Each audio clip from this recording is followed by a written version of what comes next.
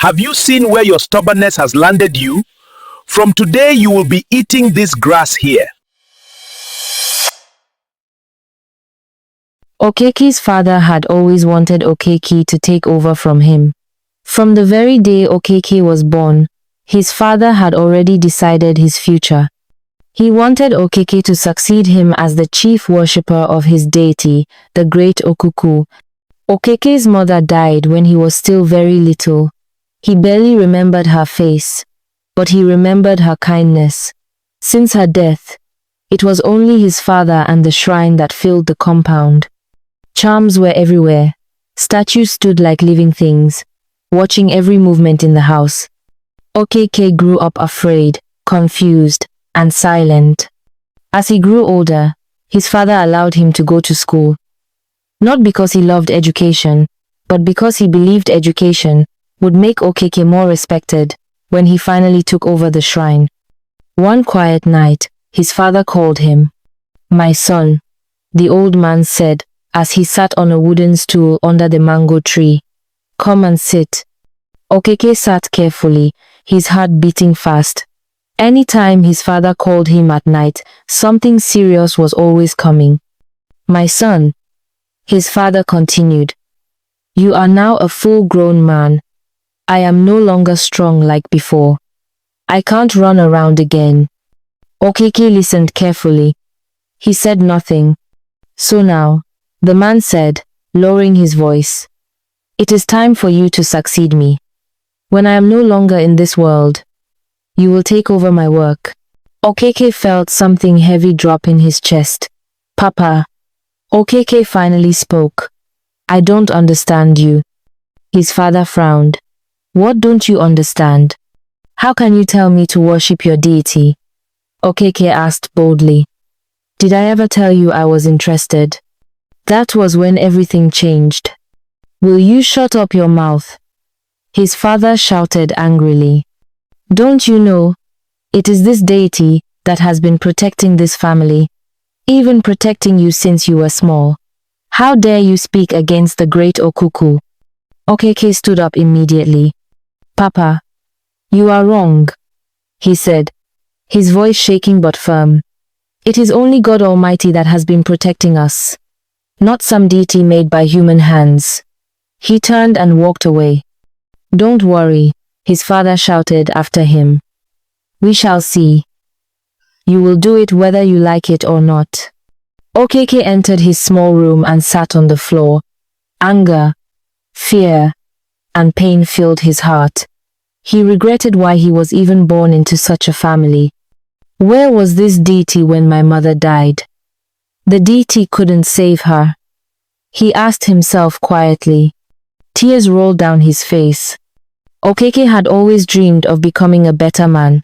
He wanted to help his community grow better. He prayed silently that one day, God would use him to save people. But now, because of his father, he was losing hope. He knew one thing clearly: his father was a man of his word. And when he decided something, he would go to any length to achieve it. The next morning, Okeke went to visit his friend, Okon. When Okon heard everything, he was shocked. "At this time and age?" Okon asked. "Some parents are still forcing their children like this." Then he became serious. "But he is your father," Okon said. "You know your father very well. He doesn't joke. You don't want trouble or his wrath. We all know your father in this village." Okeke shook his head. "I will do no such thing," he said boldly. "I am not bowing to any deity. It is only God Almighty I will bow to." Okon saw that his mind was made up already. He had nothing else to say to him. That afternoon, Okeke returned home. His father was already waiting for him outside. Immediately Okeke stepped into the compound. His father confronted him. "This is the last time I will ask you," the man said coldly. "Are you ready to learn the work?" Okeke looked straight into his eyes. "I will never bow to any stupid deity," he said. That was it. His father was boiling with anger. "Don't tempt me," he warned. I will do something you will never forget. Papa, do your worst. Okeke replied. Let me even ask you, where was this so-called deity when my mother died? Why didn't it save her? That question broke something inside the man. How dare you remind me of that? He shouted. Before Okeke could react, his father struck him. Suddenly, Okeke felt his body changing. His legs bent strangely. Hair grew all over his body. His voice changed. He had turned into half human, half goat. Papa, Okeke cried.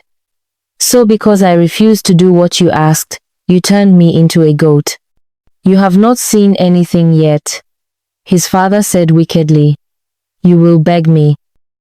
Okeke tried to run, but he couldn't.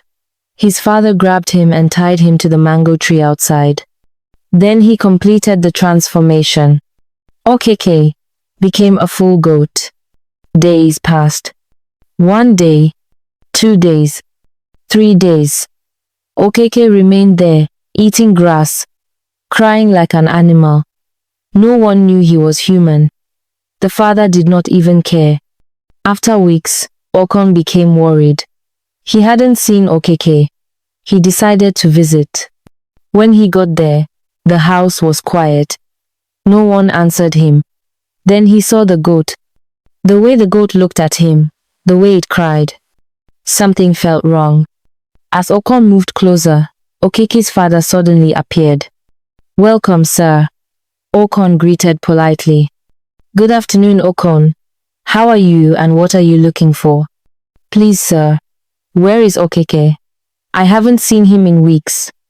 Oh, that. Didn't he tell you? The man lied. He traveled to Imo State to stay with my brother. Okon nodded, but his heart was not settled. He didn't tell me he was going to travel actually. I know. But it was just urgency, so my brother came and carried him here. I'm sure, when he settles, he will call you. Okon left, but instead of going home, he hid in the bush. Soon, he saw the man talking to the goat. That was when Okon understood what was going on. He ran home and told his parents, but they refused to help. He is his son, they said. Mind your business. But Okon did not give up. The next day, he met some missionaries praying in the street.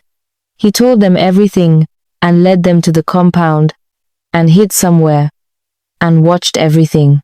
When they arrived, Okeke's father was doing his normal rituals in the shrine. What are you doing in my compound? He shouted immediately he saw them. Greetings, sir. We come in peace, one missionary said. We are servants of Christ. Does this look like a church? The man shouted angrily. They began to pray, not minding the man or his threats. The man got very angry and tried to strike them, but nothing happened. He struck and struck again, yet nothing was happening. Fear entered his heart. Who are you people? He asked. We are God's creatures, and you can't harm us, they replied. One of them looked at the goat. What is inside this goat? He asked, looking at Okeke's father suspiciously. Immediately, the man changed Okeke back to human form. Okon ran out from his hiding place Nadid at the back of one of the missionaries' back. Okeke too didn't waste time. He ran and hid there too. I am sorry, the man said and knelt down. I surrender to your God. Okeke and Okon were so surprised. Papa, what did I just hear you say? The missionaries were so happy for his honesty and they prayed. They destroyed the shrine and cast out all the demons that were in the compound. Okeke's father changed. And from that day, Okeke and Okon became a blessing to their community, and they were now fulfilling their dreams to his community. Okeke's father was now the one teaching the children the ways of the Lord. He taught them how to respect their parents so they will live long on earth. Okeke will come out of the house and watch his father and smiled. He thanked God for everything he has done, especially for changing his dad to becoming a better person. Their village was developing and construction was being done. That was how everything ended happily. Moral lesson. Forcing someone to do what they do not believe in can lead to pain, regret, and destruction. Love, patience, and understanding will always bring peace, but wickedness will never win in the end. What did you learn from the story?